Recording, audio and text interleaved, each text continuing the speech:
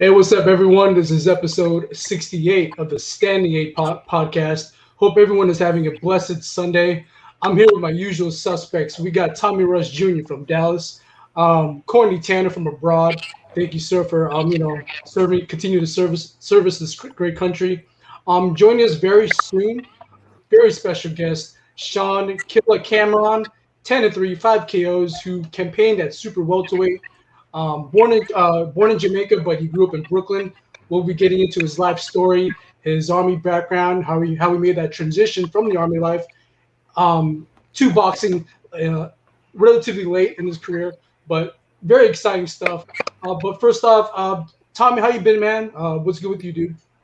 Hey man, you know what I'm saying? Busy as ever, man. Sure. It's been like almost every weekend we didn't have some sort of a celebration or a party. We've got a lot going on right now, so really busy.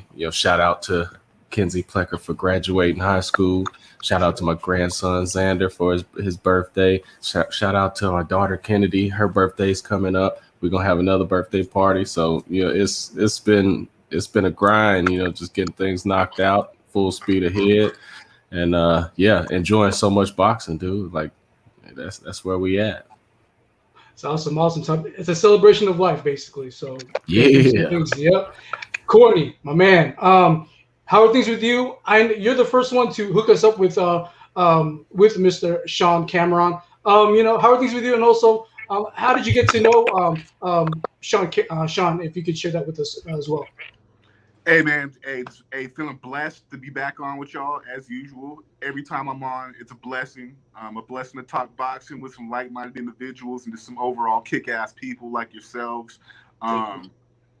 Very excited. I'm headed back stateside in about 3 weeks. So the main thing I'm excited about is I don't have to stay up till like 2 or 3 o'clock in the morning to catch the fight cards or whatever. That's dedication right there.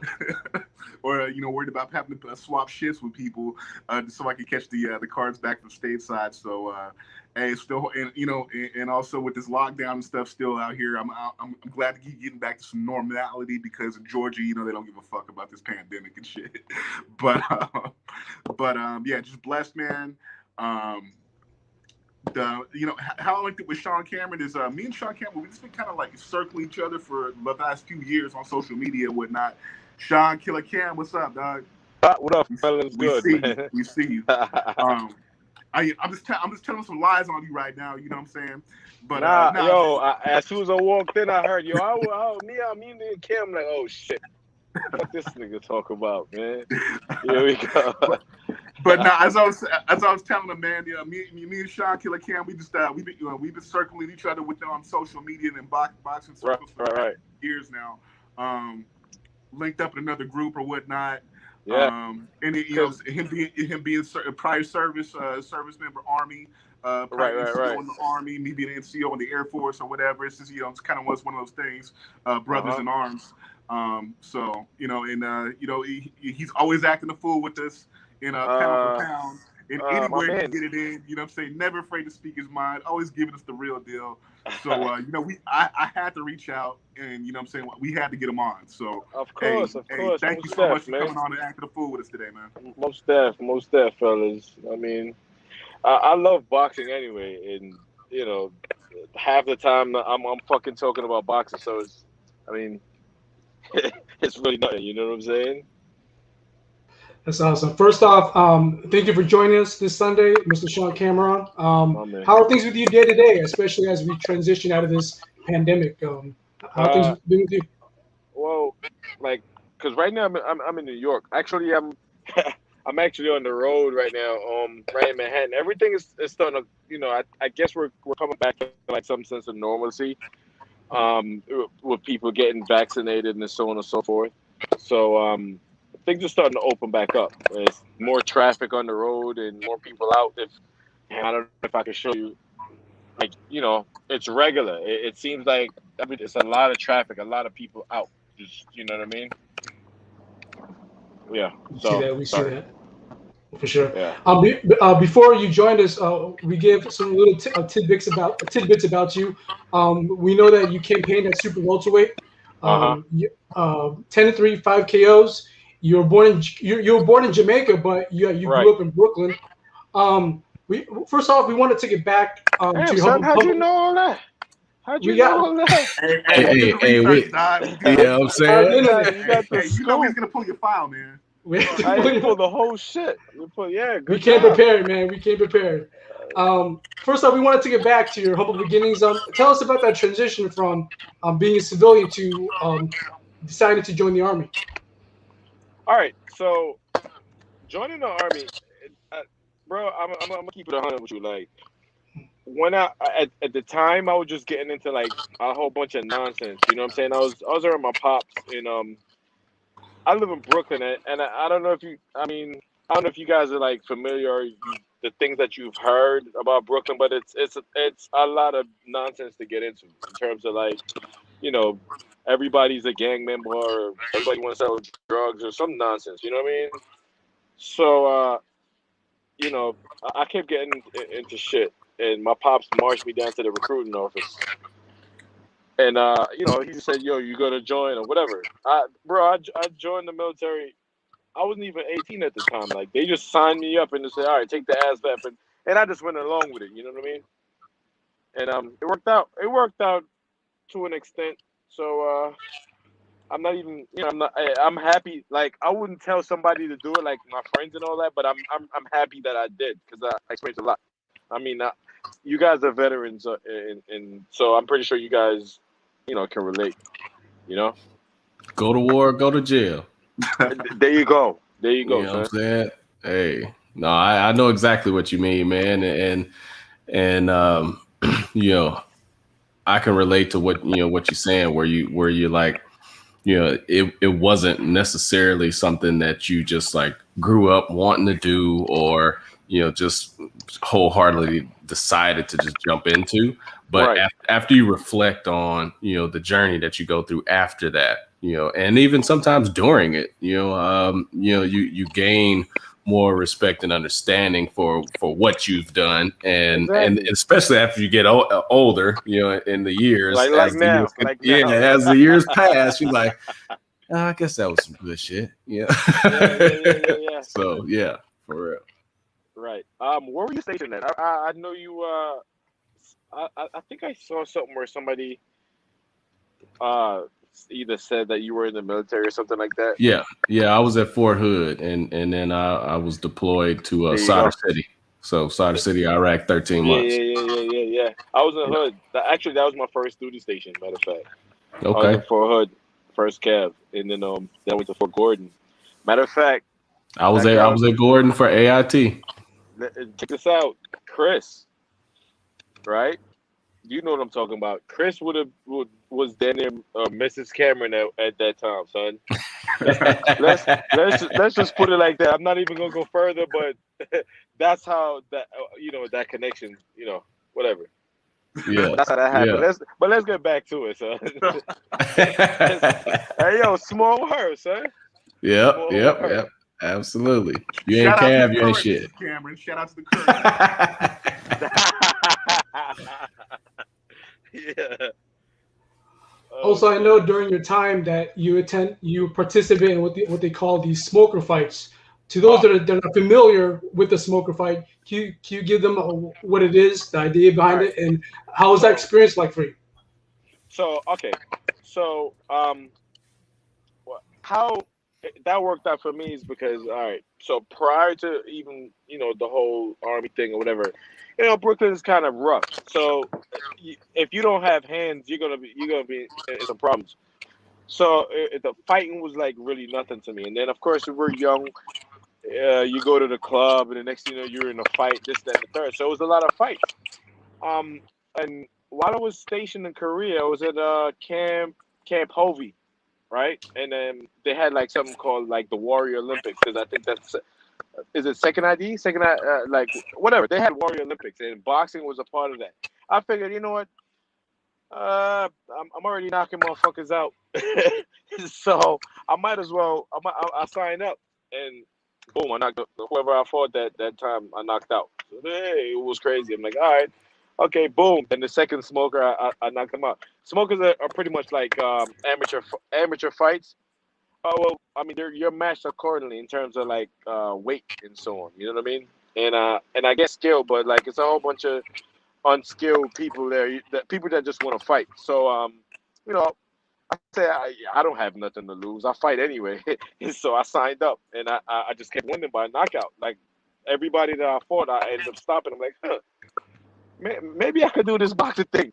Then, um, that led to me ETS and getting out of the military, coming back to Brooklyn, and then going to Gleason's gym. And when I went there, I signed up for the Golden Gloves, and the rest is history. I ended up, I think I won it in 2009.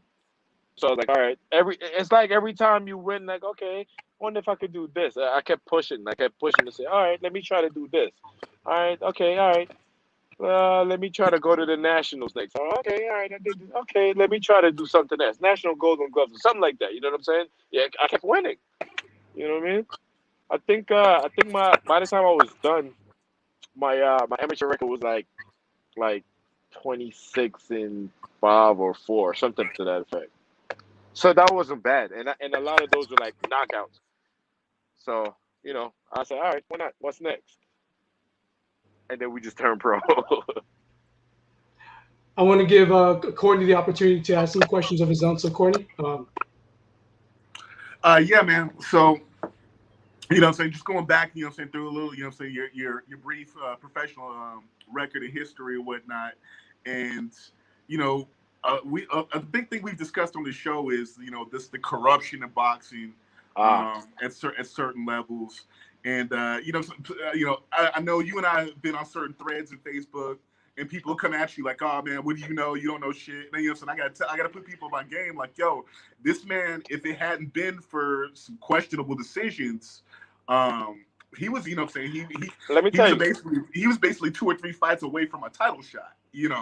Um, what I'm saying, All with right, that is how, what I'm saying, with that, your record, what I'm saying, instead of the dirtier side of boxing or whatnot, would eventually led to your exit from the pro game. all right. So I walked into Gleason's gym at the end of 2007. So 2007. Then the Golden Gloves was like 2008 January. Boom. Then I started fighting. Right. Um, if you've ever, I don't know if you got like if in the gym, it's something that I don't know. There was just something I just loved it. I really loved it. Like literally, boxing. It's kind of like being in a relationship with like a girl that keep cheating on you, but she's just so bad. So it's kind of like so you know what I mean. It's hard to let her go, but she keep doing you wrong, but you still want to go back and get more. Now, I really love fighting. You know what I mean? It was just something natural. It was just like a rush, and I kept winning. So like you're addicted to that. Amateur.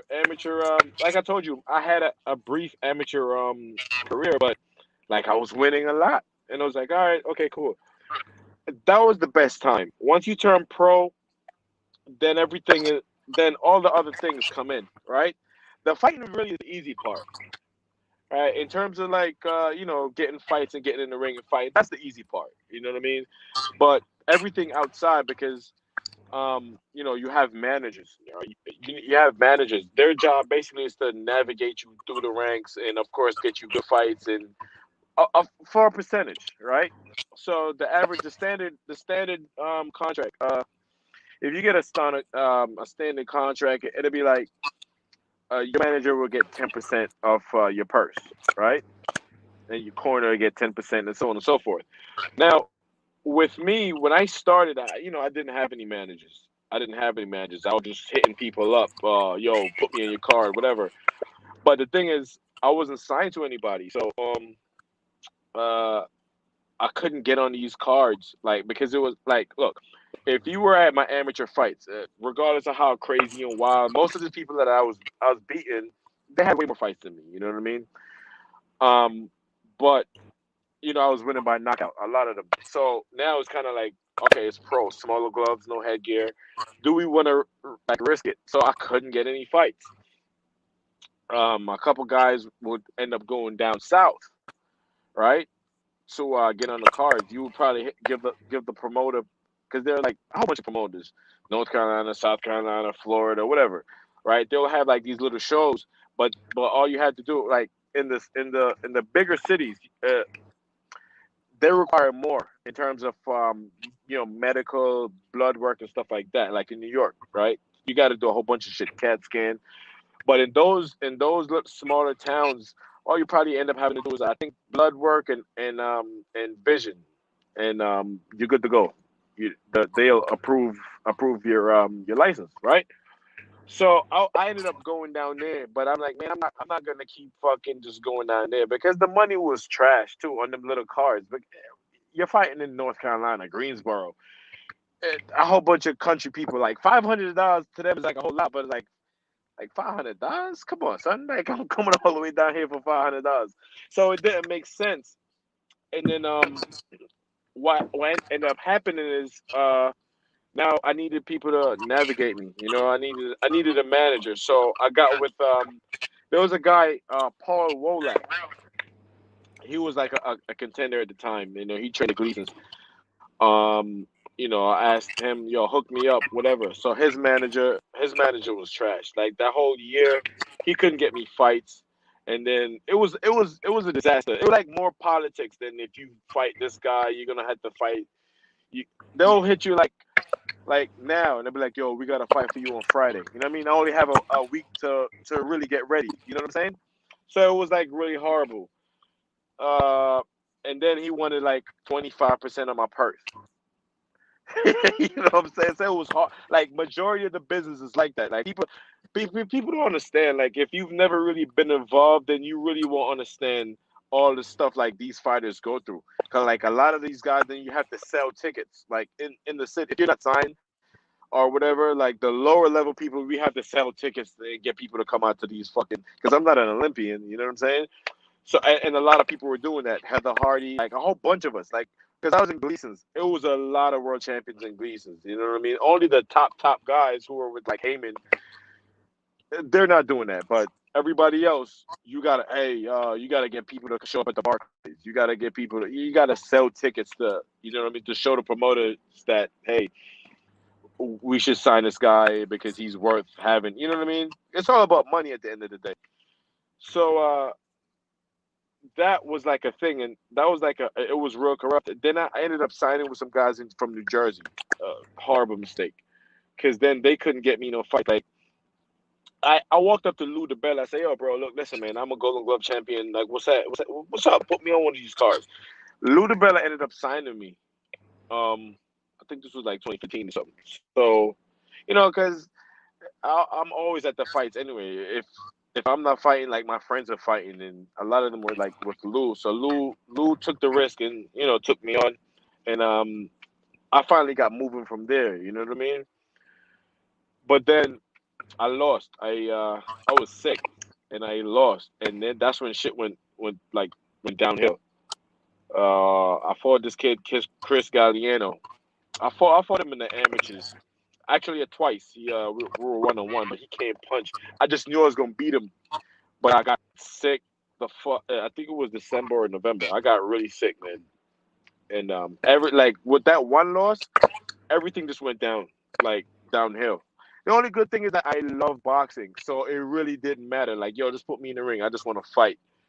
But I from that I started getting like a lot of, yo, we gotta fight 2 weeks. Devin Rodriguez. So we gotta, you know what I mean? Like short notice fights. The game is like that. Like if you're not signed to like a Heyman or like a good manager, it's gonna be tough. It's really tough. But like I said, I loved it. You know what I mean? It's just after a while, it's like, you know what? I'm putting out more than what I'm receiving. So it's like, all right, let me just cut sling and move on and do something else. And I just didn't want to have nothing to do with. Like it took a minute for me to even watch boxing again because I was just kind of like scorned. You know what I mean? Like, all right, man, fuck this. I don't want to see boxing. I don't want to see these motherfuckers. Whatever. I still go to the shows to support like some of my friends here and there, but it's just horrible. It's kind of like a bad divorce, you know? It's kind of like before Lou DeBell, you're pretty much your own promoter, right? to put it quite simply. I didn't hear Would you. that Say be- again. Before Lou DiBella, you're pretty much your own promoter. Right. So To put it, I would try to use social media and like to promote myself. Put clips, edit clips. You know what I mean? On any little stupid app on Instagram or whatever. So I kind of like had like somewhat of a following right then, but it's kind of tough because at the same time, like you got to think if boxing isn't really you only get paid when you're fighting. So if you're not fighting, I mean, most boxers they have like a 9 to 5. So I had a 9 to 5 even before. So you know what I mean. Boxing was pretty much like the extra income, but that was kind of like supporting me, paying the gym dues and paying for your equipment and stuff like that. But I literally bought everything for myself, But I mean that's not the case with everybody. But those guys are like Olympians signed to like Heyman or something like that. So it's a little bit different with them. Everybody else, you just gotta fight. It's a few people like really make it to that level where you're financially stable because you're just like supporting yourself, living a dream, trying to support this freaking dream. And after a while, it's like, all right, this shit ain't worth it. for sure. Tommy, any questions you like to add? I got more questions, but I'm going to reserve for later. But Tommy, anything you want to add? Man, one of the main things that you said there, man, was like when you're basically investing and reinvesting in Right. order to keep the wheels moving, and that's that's something that a lot of people end up going through, and so that's interesting to hear, even though a lot of us know this as far as if you truly are really deep into boxing and follow it, you kind of know the grind, and you know those that are out there trying to make it, so you kind of know what they go through. But one thing that I would ask is during that time frame, when you're going through all of that, when you are seeing boxing as that bad broad that keeps cheating on you, but you keep going back. What was going through your mind as far as what kept you going as a motivator? What was it in that aspect? Because as you said, like you're going through these experiences, you're feeling these different type of situations, you're having people that aren't getting you fights. What was it that actually kept you going through that at that time? Love. That was it. That was like looking back. I guess my only answer is like love for the game, love for the best time for me. My favorite time in boxing is when I was an amateur. Back then it wasn't really much politics, maybe on the national level, but you would just train and show up and fight whoever they match you with. You know what I'm saying? Like the tournaments, the Golden Gloves or whatever. Mm-hmm. And I loved it. That feeling was the best. I won my Golden Gloves in Madison Square Garden. You know what I'm saying? There's so many history behind that. It was just love, and then I was like, oh my god, that was like the best. It's such a rush. It's kind of like going airborne and like your first jump. That was like Mm-hmm. the biggest rush, and I guess like you get your first hit or like whatever drug, and then like you get so high, you're chasing that high. You know what I mean? And like after a while, it became, bro. I was training literally during that time 6 days a week. You know what I mean? For hours. Each training session was probably like 3 to 4 hours, 2 times a day. So I mean, who's gonna dedicate that much time if you're not getting paid? It was just all love, like because it's something that I really wanted to do. Because I know what it felt like that win, that particular time, like that win. That shit was like the ultimate rush, and I guess I was probably chasing that feeling again or something, like most boxers. Because like when you keep winning, it's tons of people, and like even people who want to come back after retirement, after boxing whooped your ass for so long, but then you get that feeling like, oh my god, like to have that rush again. You know what I'm saying? Like you want to go back to do it again. Because I didn't have to box, bro. I just love fighting, and I love the feeling of fucking winning after, like that was the ultimate rush, man, the ultimate high, you know. Yeah. So I want to say, I guess I was chasing that high. You know what I mean? Going back to Gleason's gym, What you what got, were your man? top moments training out of that gym, that historic gym? Well, how I ended up finding Gleason's, because there was a few other gyms in Brooklyn at the time that was like really active, that had really good guys. But I went on the internet, right? And Gleason's obviously is like the number one gym. Everybody knows. If you're into boxing, you know Gleason's gym. And I'm like, yo, it's right here in my borough. Fuck it. Because at the time they had let me tell you, there was Curtis Stevens and like his whole crew, all the people who train, they were actually closer to me. Um to like where I live. But I was like, nah, Gleason's, that's where I see all the world champions and stuff like that. And once you walk in there, like the stink. I know it just had the box, like the leather, like the stink. And I was like, all right. And then it was people like I think they had like 3 rings. You know, it was big. So it's like 3 rings and stink, and dudes are throwing hands. I'm like, oh shit, this is it. This is what I've been looking for. If you're gonna box, you might as well be here. You know what I'm saying? At the time, I mean, I don't think it's like that active now, but at the time, and then they had a lot of world champions. I think Paulie was there, Malinaji. Paulie was there, Zab was there, Zab, and all his brothers. It was like I would have said like 3 or 4 of them. You know what I mean? So his entire clique was there. Who else was training there? It was Vivian Harris. I remember him. He was there. Most of these guys are like friends on Facebook now. Who else? It was literally who's who from this particular area. You know what I mean? Anybody from like New York, New Jersey, or whatever, they were in Gleason's sometime, like either sparring or whatever. So I'm like, yeah, this is where I need to be. If I'm gonna fight, I might as well be here where I could get work and so on. You know. Quillen was there. Peter Quillen. Who the fuck? Danny Jacobs was like, he would come in and spar and whatever. So it was like a lot of guys that you know now. It's like these guys were there back then, even as amateurs before they even turned pro. You know. Who are the boxers that you're following now? Now that you're a spectator watching these fights, who are the boxers that you're following now All right. these days? Uh, I like Crawford.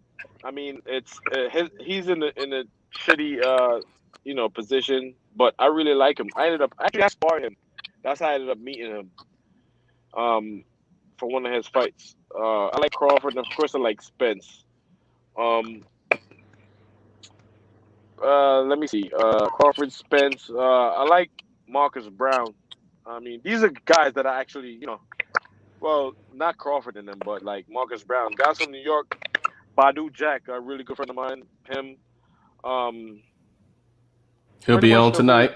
Yeah. Yeah. Actually, he's. Yep. I spoke to that motherfucker this morning. Let me see. I'm pretty much following, because once boxing is on, I'm gonna be watching. You know what I'm saying? I missed a few yesterday. What's the guy? Danu, but pretty much anybody that's on right now. My man that pissed hot so many times. He's a good friend of mine. Jarrell Miller. You know what I'm saying? Damn near anybody from New York. I either came across them one time or another, or because they all came to Gleason's. But I'm following mainly those guys, like the young Americans coming up. This kid that I think Top Rank just signed him. No, it wasn't Top Rank. Keyshawn Davis. All right, he was hot. Natural. Right, he was hot. He was hot in the amateurs. He was ringing bells. He was. I guess because the Olympics got pushed back because he was heavily favored. You know what I mean? And of course, Shakur. I remember him too as a young kid. He's been hot for a minute, and I'm not surprised. How his career turned out. So there's a lot of guys, man. I'm not really just keen on like one person. It's just like all like the new people that are coming up, the elite guys. One major fight that was obviously announced was Spence versus Pacquiao. What was your immediate reaction to that, and how do you see that fight playing out? Yo, I was blindsided. I because not too long ago, everybody was talking about Pacquiao and Crawford. So I mean, that's what I expected. You know, I expected probably like an announcement further on. They would probably work it out because Crawford is in a tough situation right now where he doesn't have an opponent pretty much. I mean, and all the other guys are on the other side of the street. They're not really, Allen's not really willing to, you know, do the competition any favors. So I was kind of shocked to hear that. I'm not surprised though, because I can see why Manny would fight him. In terms of but he had one fight not too long ago. Um, but before that, he had the accident, right? So he was inactive for like a long time, and then his comeback fight. Who was it? Danny? Who Yeah, did he Danny fight? Garcia. Yeah, Danny Dan Garcia. Garcia. Um, it was alright. Like it wasn't. He wasn't as sharp as he was prior to the accident. You know what I'm saying? Or let's either that or Danny fought pretty good. So it was tougher than everybody thought. So I mean, Manny Pacquiao probably saw that. I'm like, you know what? Maybe he's not as. So this is a good time to get him. No, it's a really good name on my resume, and it's a top guy for it's a unification fight, right? So it's a pretty good. Like I was really shocked. I'm actually not sure who to pick in that fight. A lot of people are saying Spence, but I'm not. Because if he's not back like 100%, then he's gonna have some problems. But then He again, did. it depends on what Manny shows up either. You know what I mean? Because if Manny gets old overnight, then we're gonna have some problems too. I mean, Spence did mention that he was about 70 to 80% versus Danny Garcia, so he kind of like forewarned Pacquiao that, hey, don't assume that for this fight that I will be Right. coming 100%. So it's going to be very He should. interesting. He's gonna need it. Yeah, Especially look, I don't look. It's kind of tough because Manny Pac. How old is Manny Pacquiao? Like what? Like 42, 43, or something 42. like that. Okay, 42. so he's 42, right? He, y'all saw him against Keith Thurman. I didn't think that would have happened. Like it would have worked out that way, right? I didn't Hmm. expect Manny Pacquiao to run through him like the shits, bro. So, so uh, I don't want to say it because maybe, but what if Manny Pacquiao is really on rocket fuel? What if he's juicing? Are they having no? Think about it because like are they having VADA testing? Yes, Right? they But yeah, Because they remember did. They did talk about VADA testing. right for the Thurman fight they didn't do that. Thurman was like, I Yep. don't care if he's on rocket fuel or not. So send him in, and then you see what happened. So Yep. what if he was on rocket fuel, bro? You know what I mean? Like I don't know. So if they're doing the VADA testing right now, then is he just gonna get old overnight? this is this is the It's thing tough. about that fight though that I think a lot of people don't realize is I think a lot of us have our blinders up in that performance for Manny Pacquiao in that Thurman fight because of how good he looked in the first part of that fight. You know what I'm saying? He came out, definitely surprised Thurman, but Yeah. surprised everybody putting him down like Nobody that. saw that But coming out. Yeah. as that fight went on, people, you know, saying people are so impressed by that. It's that people not really keen to pay attention to I wouldn't say Pacquiao deteriorated in this in the What in the happened later after? parts of the fight or Right, right, what, right, but right. he wasn't thorough all the way through that fight. He True, jumped true, he true, jumped true. on he You're right. jumped on Thurman early enough, and Thurman he dug himself enough of a hole to where Manny Pacquiao, the stuffing kind of came at him at the end, but he was able to hold on Right, down the stretch. right, right, You know what I'm right. You're saying? right about So that. I think a big question with Spence and Pacquiao is it going to be is Pacquiao going to come in and is he going to be fresh, or start fresh against Spence, or is it going to be a sort of continuation, kind of like the 13th round from that Thurman fight? He's not, he's not fighting, what I'm saying, Thurman. But I think that's the biggest intangible, though. And a lot of people, like you said, there's a lot of people who are ready to bet the farm on Pacquiao, just because of how impressive and surprised everybody against one time. But I invite everybody who's holding that strong of a position to go back and watch that Thurman Pacquiao fight to the completion, and it's a little bit of a different picture than most people are painting. You're right about that. And there's two things. As far as Manny Pacquiao go, okay.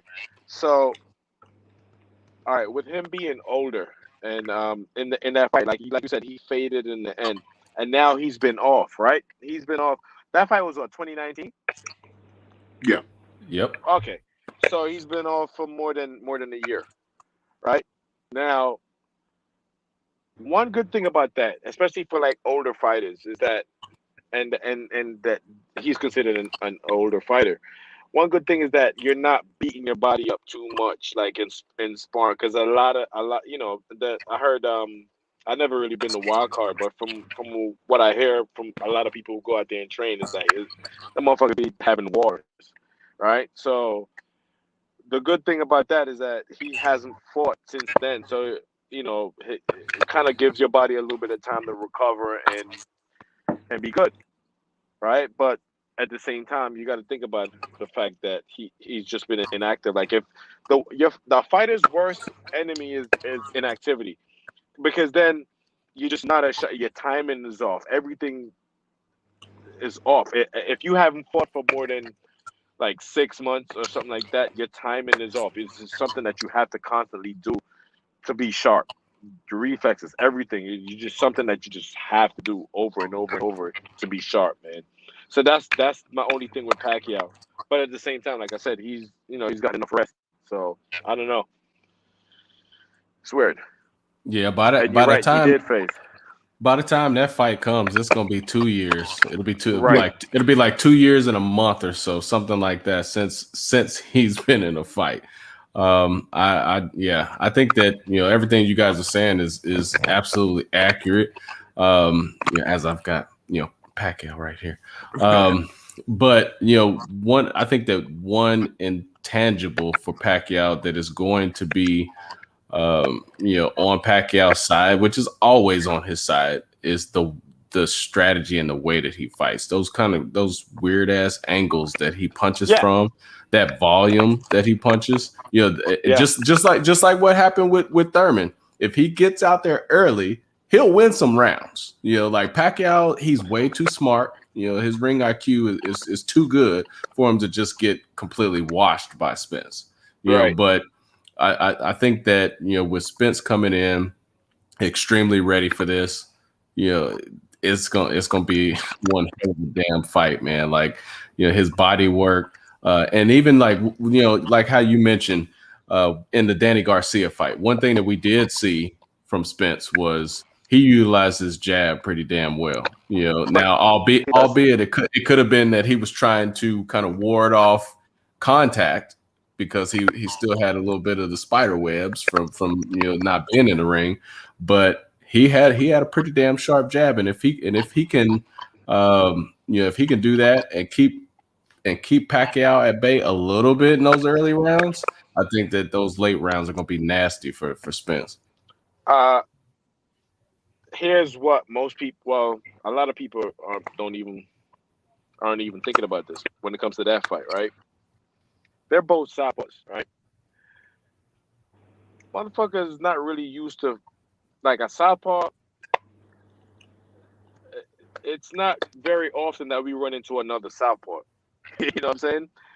So that's something that it becomes a conventional fight, and Manny Pacquiao just wild. Like there's no way you could find a sparring partner to replicate that style. Mm-hmm. So as far as Manny Pacquiao, he's so wild to me personally. He leaves himself like wide open for like a lot of shots. That's how he got knocked out with Marquez. That's how Marquez knocked him out. It was a straight shot. Now, if Errol can hit him like that, it's a wrap. If Errol hit him with maybe 3 or more of those, it's gonna be a wrap. I'm willing to put money on that. You know what I'm saying? It's just that style. That style is gonna give Errol problems because we're not even in the Olympics. You're not gonna run into people like that. Manny Pacquiao throws a 1, then a 3, then a 5, you know what I mean? He throws weird ankles nonstop. So it's kind of hard, but that jab and that 1-2 straight boom, he'll get him. I think he could. Now that I think about it, I think he could probably knock him out because he's a lot bigger than Manny. You know what I'm saying in terms of like size. Matter of fact, I was praying to fight him in the amateurs.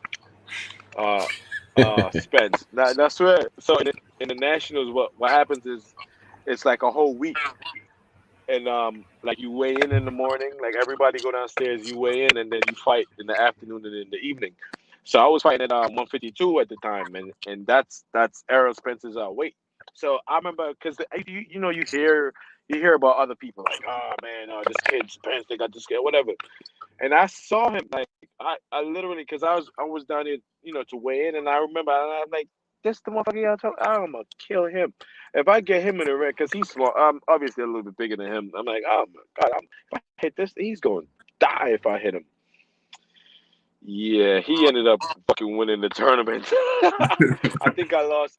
I lost on the Thursday, and the finals was the Saturday, and he won the whole shit. I was like, all right, I guess he was knocking people out too. That little dude, he was knocking people out at the time. I remember. I was like, God damn. Maybe it was good that I didn't fight this motherfucker after all. Well, along those lines too, as it concerns Pacquiao, what we also gotta look at is Pacquiao doesn't like big welterweights.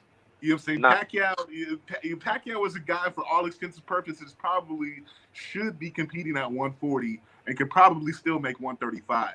And for me, looking at Pacquiao in that Jeff Horn fight is I thought Pacquiao deserved to get the decision in that fight, but the writing on the wall that put on the wall for me was that Pacquiao really doesn't deal with big guys at the welterweight division very well at all.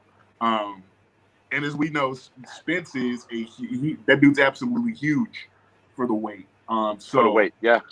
I think I think with Manny Pacquiao's track record with dealing with guys who are much bigger than him, this current iteration of Pacquiao.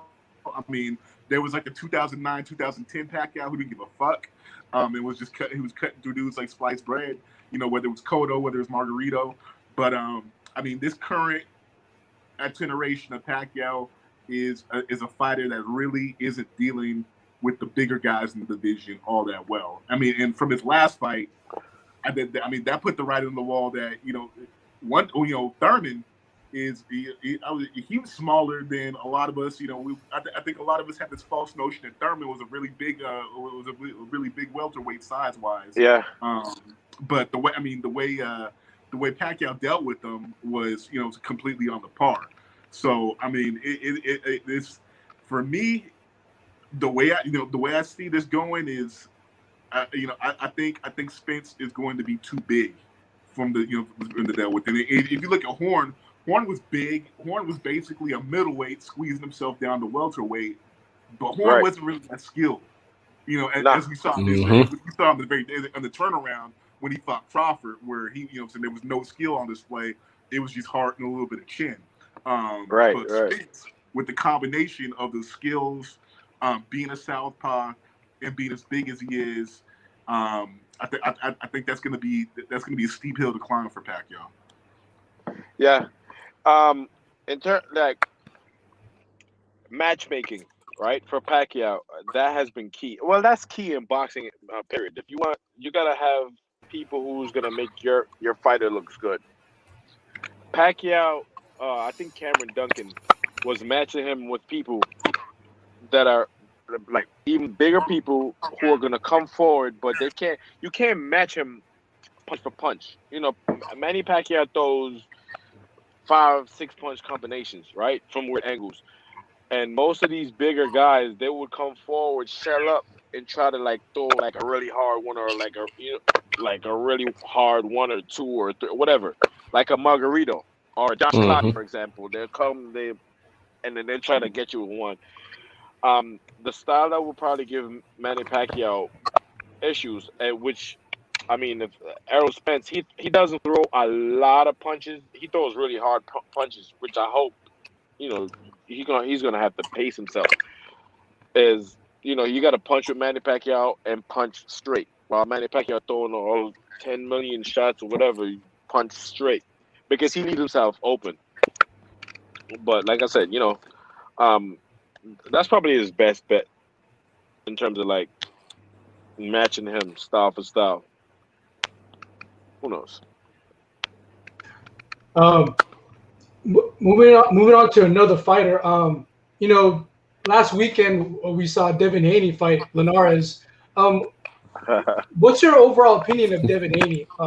And what did you think of his performance against Linares? Because for the most of that fight, he took control, but Linares was a cagey opponent.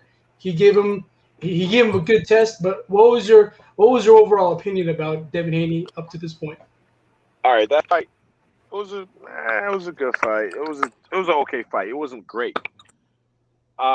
Linares is a very experienced guy, so I was expecting more. And as a fighter, especially somebody with that much experience, I would expect him to make adjustments. Linares really was just coming forward. He was pushing the fight, but he would fold up. You don't where's your jab to get in and it worked. He didn't throw one fucking jab. Or if he did, it wasn't whatever.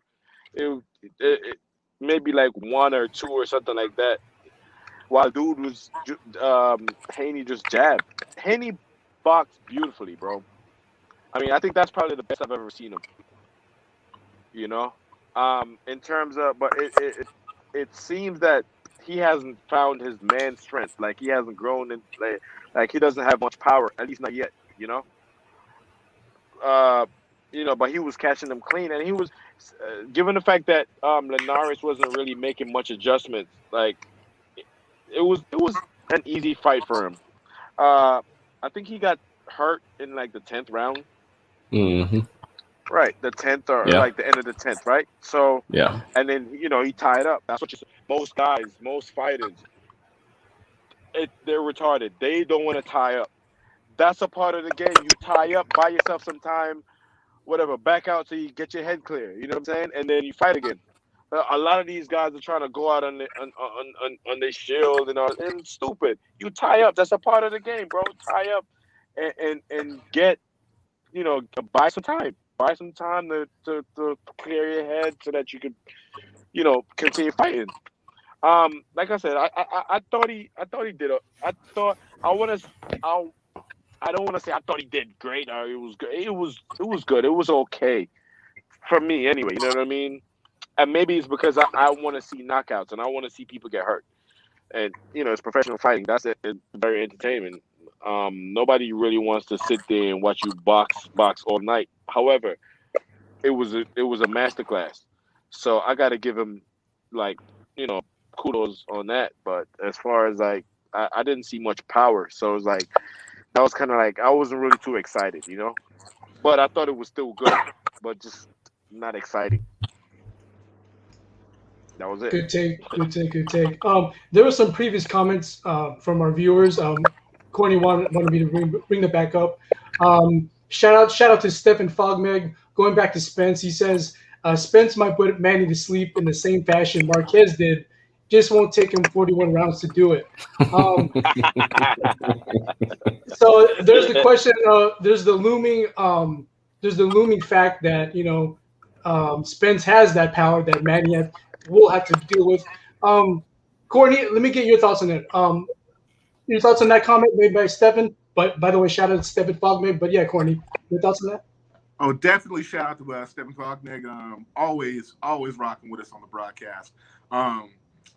Yeah, honestly, that's pretty much my sentiments exactly. Is that it's hard.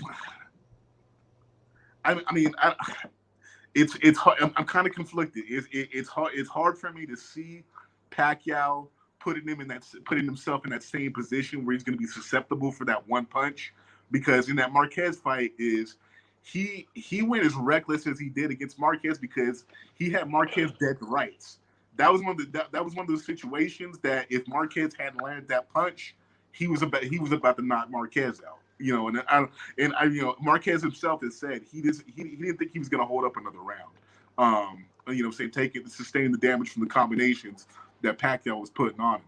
So, where Pacquiao kind of had big eyes and saw he was going to eat, and finish the meal off per se, he got kind of slipped. He got reckless. Right. I really don't see, even if Pacquiao has some, has semblance of success against Spence as he had in that Marquez fight, I don't see him committing himself in that fashion. Also, with that fight where he was talking about the 41 rounds, is Pacquiao felt he put pressure on himself in that Marquez fight because the 3 fights had been so seesaw and so, and at times controversial in their results, is he wanted to put the stamp on Marquez and finish, and dead all questions regarding the earlier fights or regarding just the overall question of who was better between them. I remember seeing something where Freddie Roach was giving an interview, and he was during one of the press conferences, Manny Pacquiao wrote on a napkin and handed it over to him and said, "This time I need to win by knockout over Marquez." I think that's what he was going for. And Marquez, he just he capitalized on the opportunity that opened up emphatically, and basically where Pacquiao was going into that fourth fight trying to answer the question emphatically once and for all, it was Marquez who answered it. So I mean, I think and ever since then, Pacquiao, that people say the killer instinct is done, is gone with Pacquiao. I just think that Pacquiao is just he's just cautious to the point where he said to himself he's never going out like that again. So I mean, I see it as if he gets Spence on the run, he's just he's just going to keep throwing the scoring shots and hitting them at angles and just trying to and seeking to cruise to a decision or maybe a corner stoppage or something like that, or intervention by the ref or something like that. Pacquiao? You think Pacquiao will want to cruise to a decision? Yeah, he's done it before, man. Because Pacquiao with Freddie Roach? Pacquiao not trained with Freddie Roach. That's the thing. We don't know if Freddie Roach is going to be in that corner also. Yeah. Because Freddie will always trying to get you to go for the knockout. Yeah. If Freddie don't train you for nothing else, he wants you to fucking go for the kill. But that relationship between him and Freddie, like there's been nothing. There's been nothing out there with whether Freddie's going to be in the corner or not. That's been frayed, and because of that, we've seen a little bit of a different Manny Pacquiao.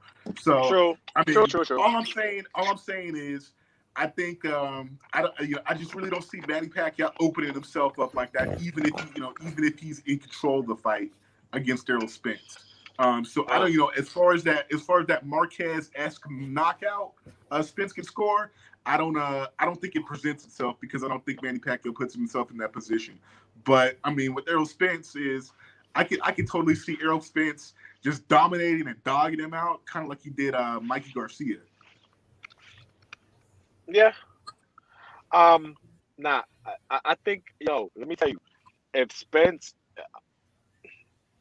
Both guys, if they think they can get the knockout, they're gonna try to get it. Like, imagine, son. Imagine you, like, besides Marquez, right? I know Pacquiao probably got knocked out early on in his career or whatever. Maybe. I really can't remember. Okay. Imagine you knocking out Manny Pacquiao. You know what that does for your legacy, bro?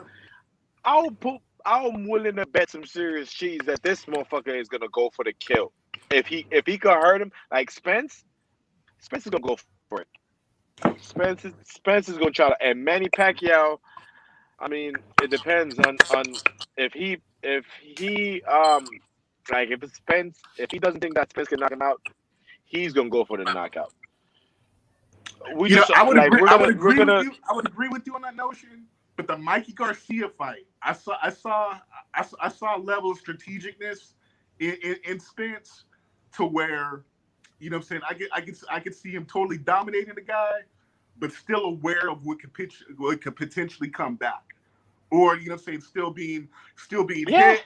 You know what I'm saying, and it's enough to keep a monster, enough to make him still keep thinking.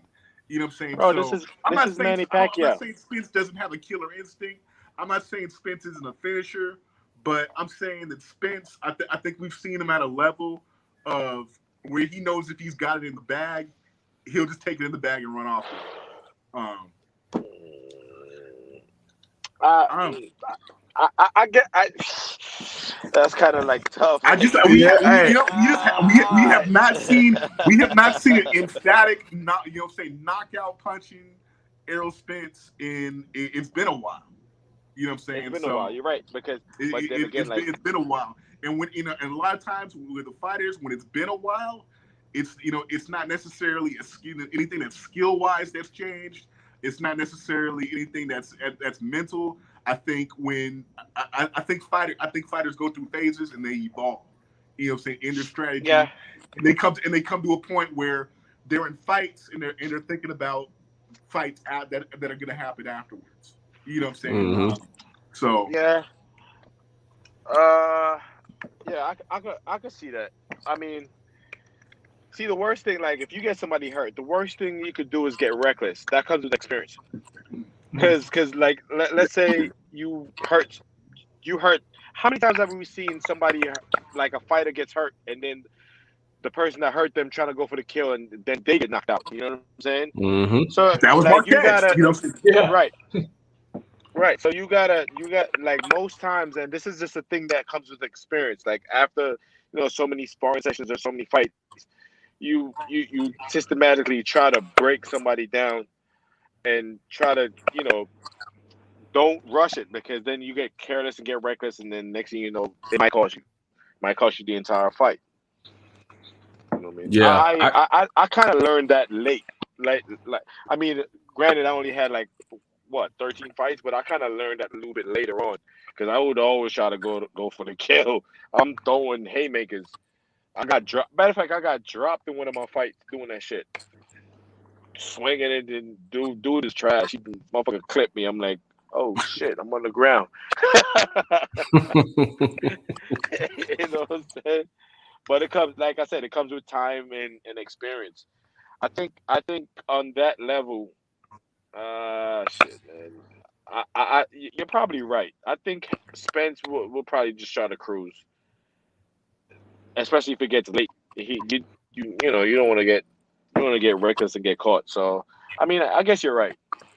I don't see when we're comparing and we're talking about a Marquez like knockout, I definitely don't see Spence landing like a one punch KO you out of there type deal. I don't see that. Now do I see that that type of opportunity posing itself? Yes, because of the way that Manny bounces back and forth.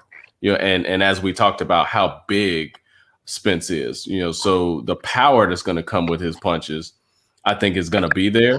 Do I think that he's going to dedicate enough to any of those punches to make it one of those one shots? No. Like he's going to put some heat on him. But just like Courtney said, the respect for what could come back from a Manny Pacquiao, regardless of if he's 42 or not, I don't think that he's going to invest that much into any of his punches. Now, what I do see is he could possibly, catch Pacquiao with a strong punch when he's coming in, stepping in, and step right into one of those with that momentum. Yeah. Get him buzzed a little bit, and then at worst case scenario, pounce on him at that point, and maybe get we could see a possible stoppage if it's that late. I think that would have to be championship round type shit right there.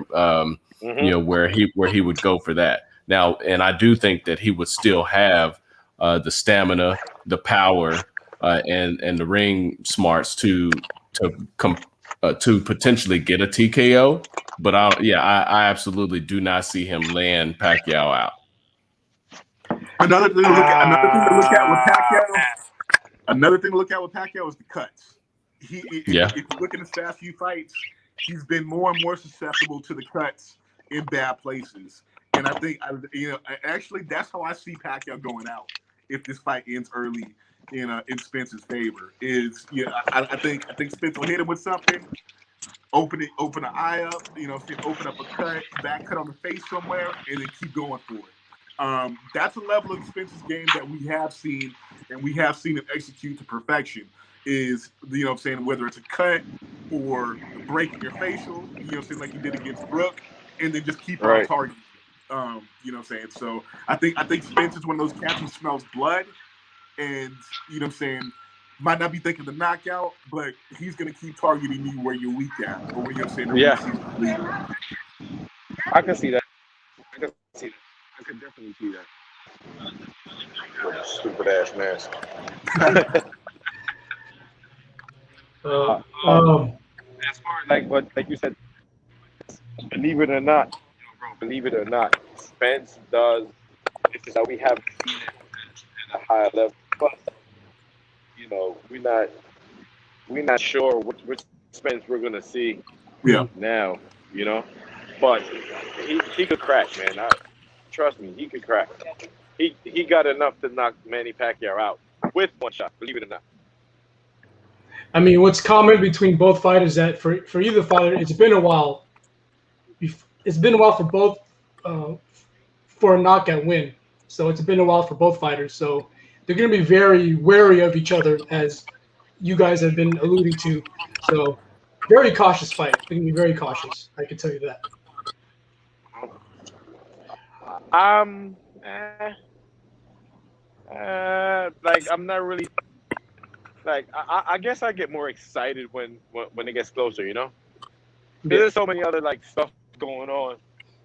How about this Wilder shit? That's another. That's another one. You know what I'm saying? So it's I know. I guess like you said, I'll probably get a little bit more excited once it gets closer.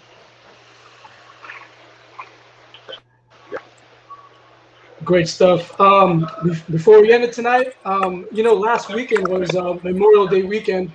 In honor of that, any comrades you want to, dedicate this episode to, Mr. Shawn Cameron? Any shout-outs you want to give out to? Whoa, Memorial. I hate. One thing I hate, man, is when people Happy Memorial Day. It's not a. That's like saying Happy Funeral Day. I hate that shit with a passion. Right. Bro. I haven't thought about, because I lost friends. A whole bunch of my best friend got killed in Iraq. You know what I'm saying? So Morgan Kennan, that'll be the. Oh shit! Somebody dropping money down here.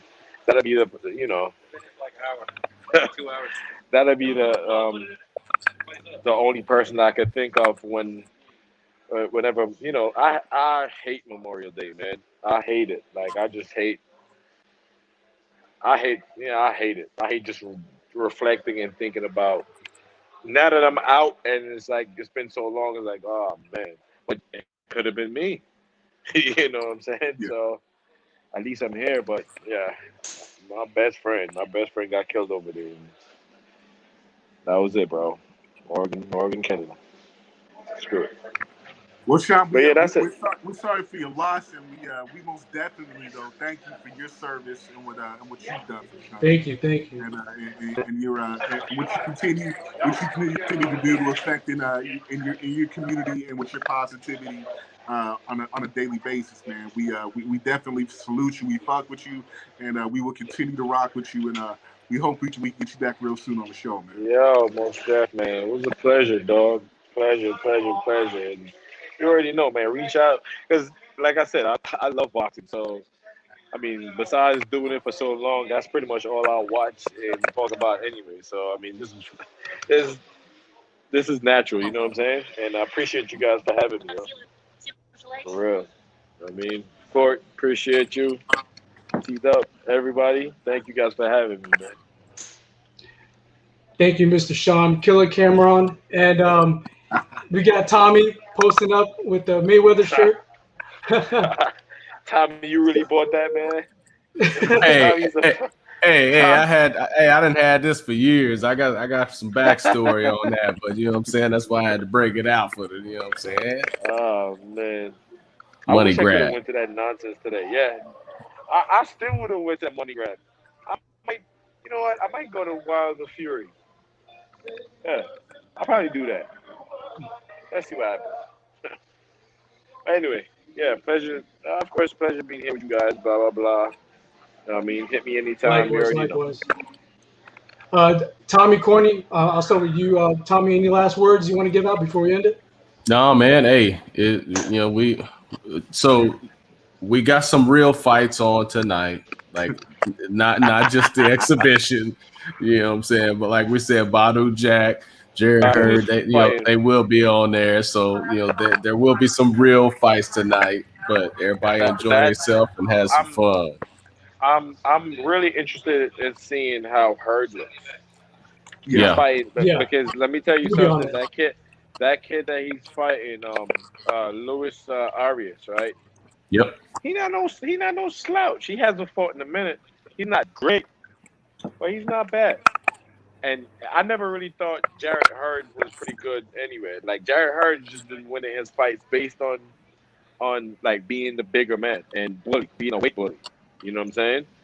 So I mean, now that I think he said he ballooned up to like 217 or whatever during the pandemic. So with him cutting that much weight, coming back, and then this is a dangerous fight for him. I mean, it's a fight that he should win, or he's supposed to, but he's really not that skilled, man. So I don't know, son. Let's see what happens. And of course, Badu, with the thing with Pascal, so they found this guy from, I think he's from Venezuela. I remember him saying something like that. Like he's from Venezuela. So I hope get a knockout, son. Let's see if you can get a knockout. That's pretty much it. Who else was fighting? Like, what other real fights are on that card? I don't know about the real fights. All I know is you got those two, and then you got Ocho. You're gonna say Ocho Cinco. Yeah, Ocho Cinco's fighting. You know what I'm saying? Hopefully he don't look like Nate Robinson out there. Nah. No.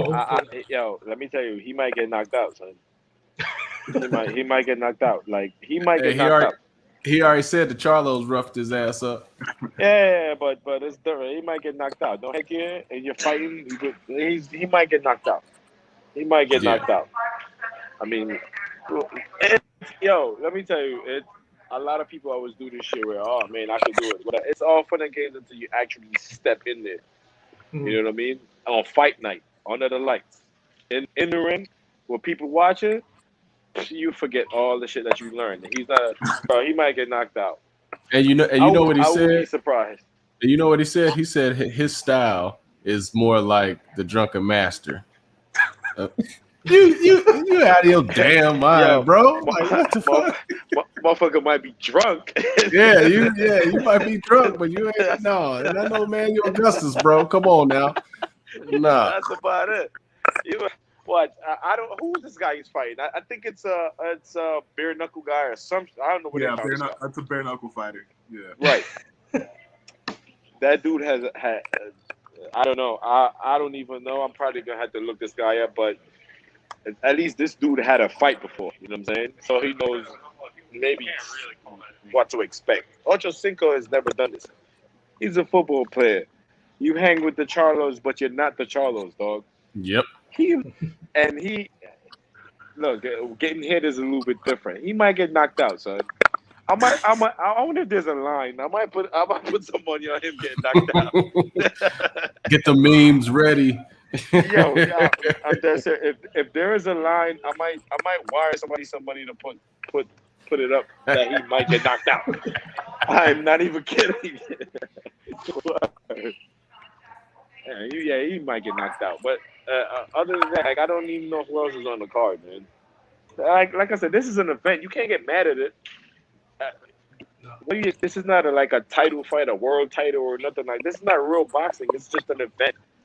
Enjoy. Tune in. You're gonna buy the fucking pay-per-view. Shut up. Buy the pay-per-view. We're gonna watch the fight. Already did. Whatever. All he did. That's it, and that's it. You know, there's no winners and there's no this. You can get. Come on, it's an event, bro. They're gonna have rappers and motherfuckers twirling on shit in the ceiling and all. Come on, you know what I mean? It's an event. It's like going to bro. If you've ever been to like fights in Canada or like the UK. Those are events, dog. Like along with the actual fights, but those are like events. You know, people singing and shit, and fucking people doing roller skates down the aisle and shit like that. It's an event. Just enjoy. Facts. Great stuff. Great stuff. Courtney, any last thoughts before we end it? You know, I'm gonna hit y'all with the Oscar speech, man. You know what I'm saying? Hey, I want to give a shout out to Tiffany Daniels, the first lady of boxing. You know what I'm saying? Shout outs to Daniel Pena, you know what I'm saying? Daniel Pena, Michael Gomez, Anthony Saldana, Stacks, Hector Franco, Joseph Correa, Julio Z, Nick Angarame, Chris Ramos, everybody who's fucked with us past and present and who continues to do so. Hey, we love you. It's a movement. Go get tune in, go get a friend, go get 2 or 3 more, and it's a celebration. Let's get it. Great stuff. Great stuff. This is Aaron Sorial. This is episode 68 of the Standing 8 podcast. Thank you again, Mr. Shawn KILLA Cameron, for joining us. Tommy Rush Jr., Courtney Tanner, thank you as well as usual. Have a good enjoy the rest of your Sunday, guys. Enjoy the fights tonight. We're out. All right, fellas. Take care.